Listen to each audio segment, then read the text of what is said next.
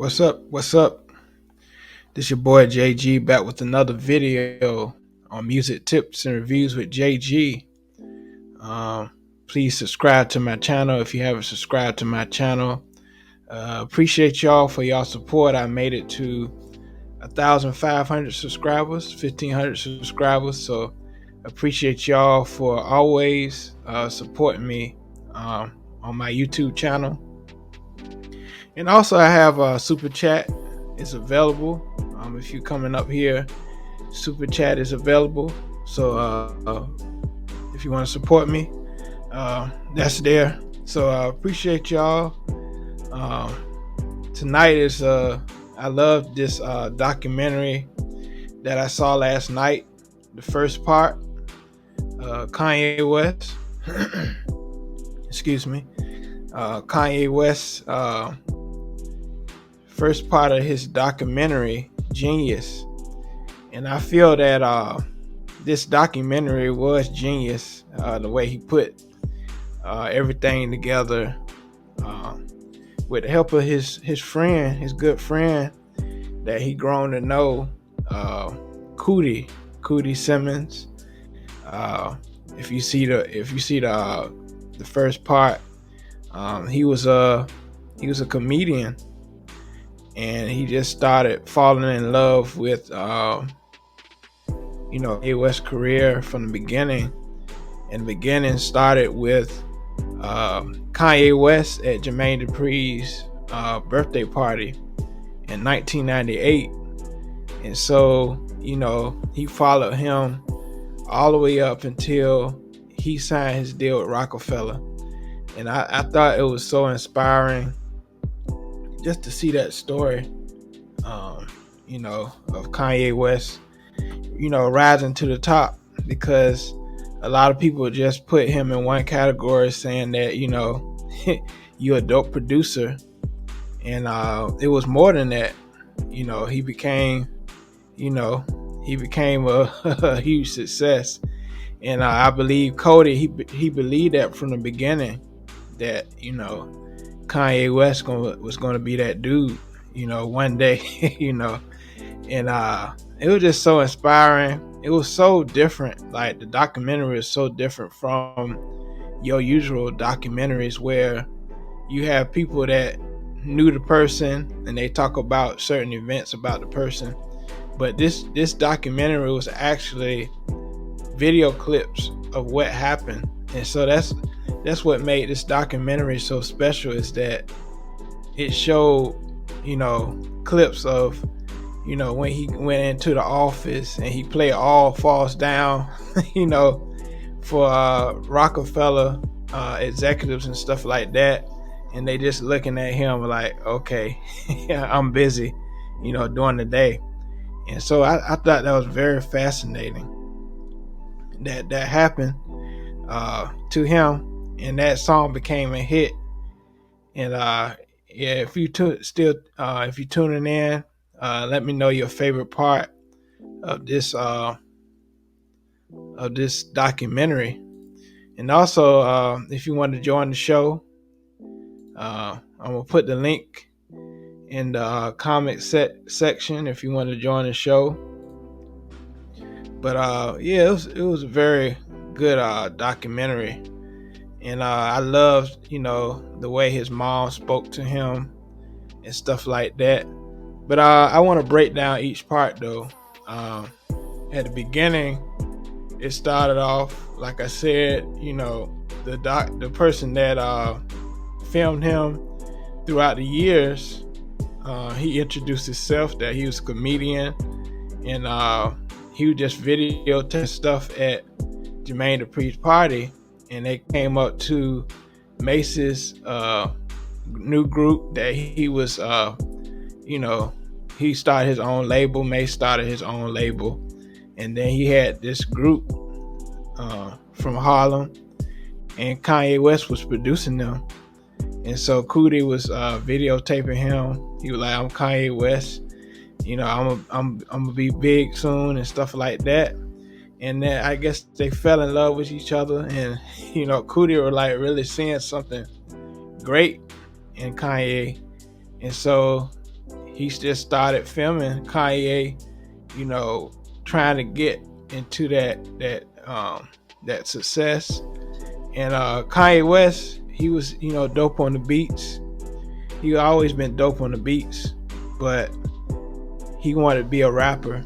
And a lot of executives, they had a problem with that, you know, him wanting to be a rapper. And you know, he record labels like Rockers and stuff like that, they wanted to sign him as well. But going back to 1998, that's when the party, Jermaine Dupri party, he had produced a song on Jermaine Dupri's album, on 1472 album, and that was like his first big placement. And so time passed, and he said, you know, I gotta get more buzz about it. I gotta get more exposure. So he moved to New York, and he got closer to Talib Kweli and Mos Def. He started sending them beats. You know, he did the beat just to get by. And so he so happened, you know, to run across the Rockefeller people, and he, you know, he got those placements with the Rockefeller crew. And Blueprint was that groundbreaking album, and Kanye produced almost half of the album. The Takeover, Heart of the City, Izzo was a classic, and he was that producer. But Kanye was like, it's more to me than just, you know, producing. And it's a lot of people that look at people like that. They see them one-sided, and they don't see the full spectrum of a person.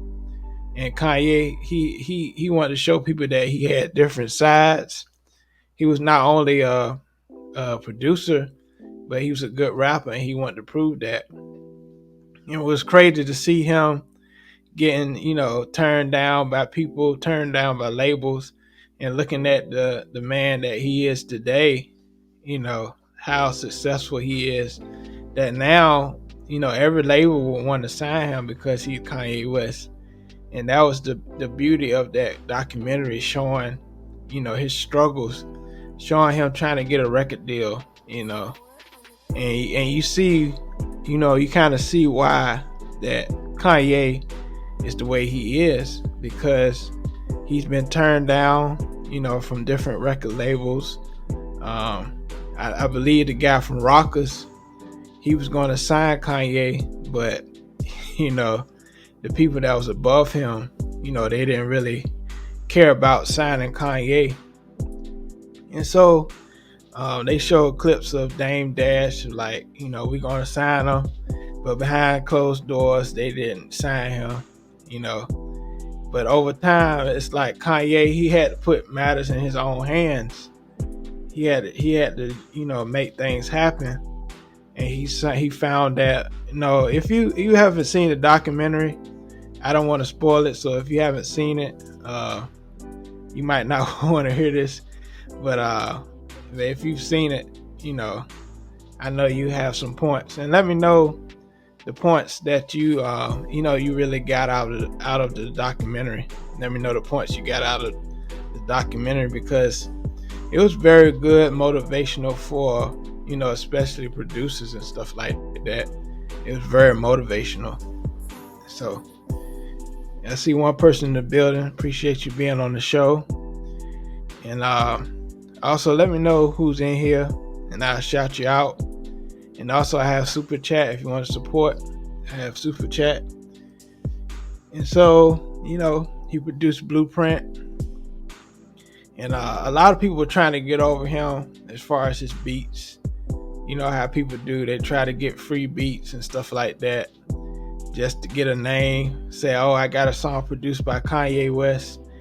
And, you know, he was just going through that. And like I said, he had to put things in his own hands. He found out that MTV had You Hear It First, and he was seeing if he could get up there because he had a buzz, you know, as a producer, but he had started getting a little buzz as a rapper as well. Talib Kweli had him on the concert, rapping and stuff like that. and that got him a little buzz. And the part that got me was, like I said, he was in the Rockefeller office and stuff playing All Falls Down. And that version was the actual version with Lauryn Hill on the track. And I think because of some copyright issues, the ownership, they had to take her off. And later on, Selena Johnson sung that part on All Falls Down. And I believe, man, to me, College Dropout is my favorite album, College Dropout. But yeah, it was a good album, College Dropout, classic album. And especially seeing this documentary, it's like, yeah, you see the hard work, that he put into that album. Jesus Walks. You saw the making of that in this documentary. Seeing, Ryan Fest, he was on it as well. And, they had to make some changes for the album. Scarface was about to be on it.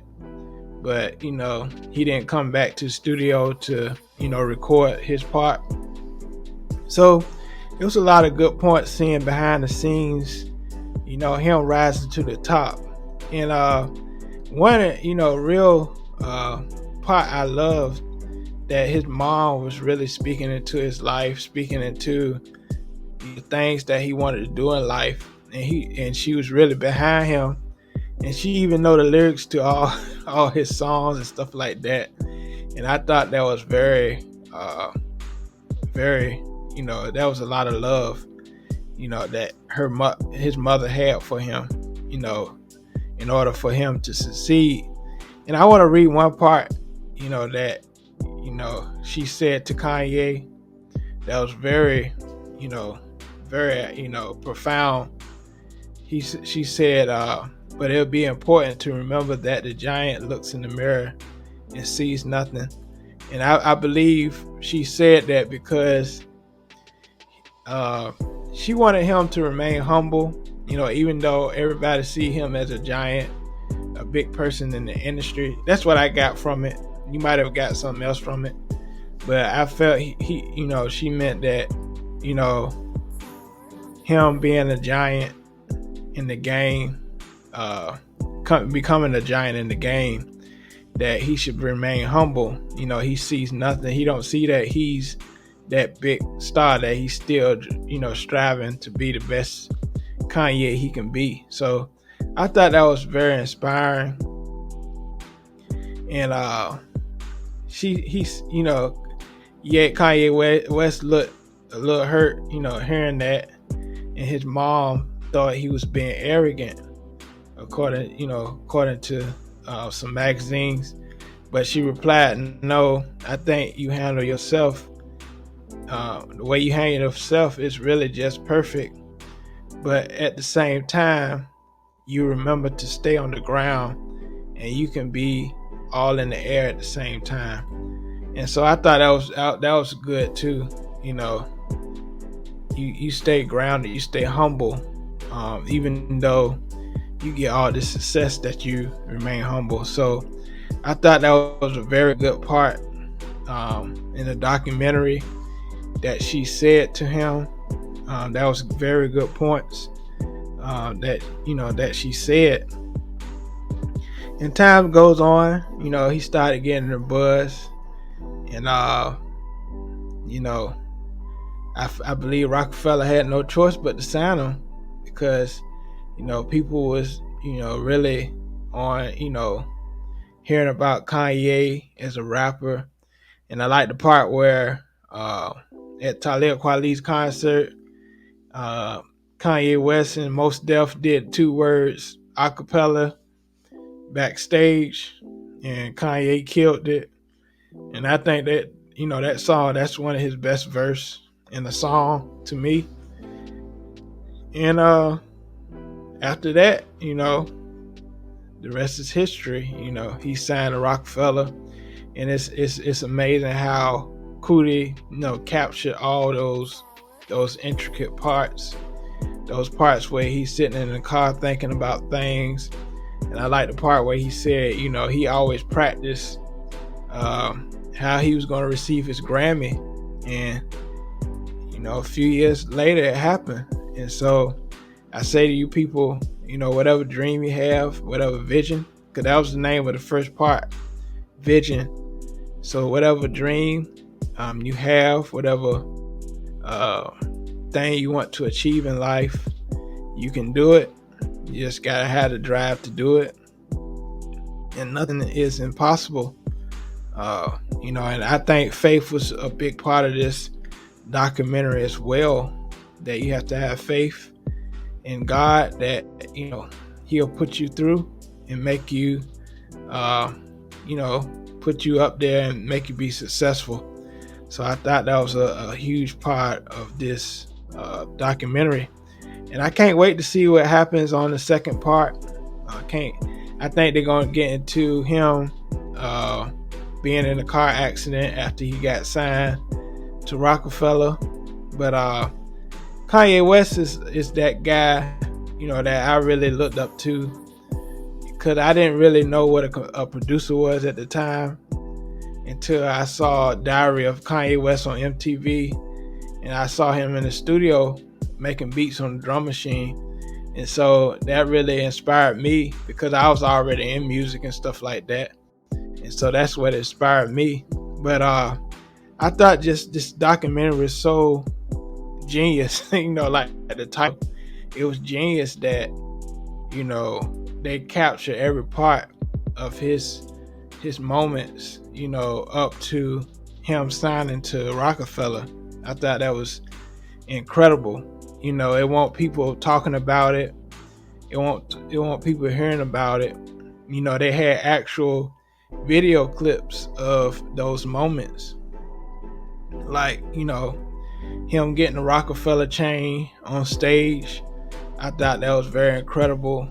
To him just going to the restaurant and he telling people he just got signed to Rockefeller, and that part in the documentary he put in through the wire the video. So I thought that was that was interesting. But thank y'all for tuning in, and I see one person in here, and if you've seen the documentary, please comment and let me know what you thought about the documentary as well. I thought it was very, very motivational, very inspiring to up and coming producers, because it's a struggle. You got to be very confident. I tell people, it's a difference between being arrogant and being confident. Arrogant is just, you just put your nose in the air. You don't care about anybody else. But confidence is, you believe in yourself that you can achieve great things in life. And I believe Kanye West had confidence. Sometimes he was a little too confident, but I believe, he took the words that his mama said. And rest in peace, Donda West. Very intelligent woman, Donda West. And I appreciate y'all for tuning in. This been another video from your boy JG. Like I said, I can't wait to see the second part of this documentary, and that's coming on February the 23rd. This one came out February 16 on Wednesday, this first part. So I can't wait till the 23rd to see the next part, and I'm gonna do a review for that part as well, part 2. So I appreciate y'all for tuning in. It's been another video from your boy JG. All right, peace.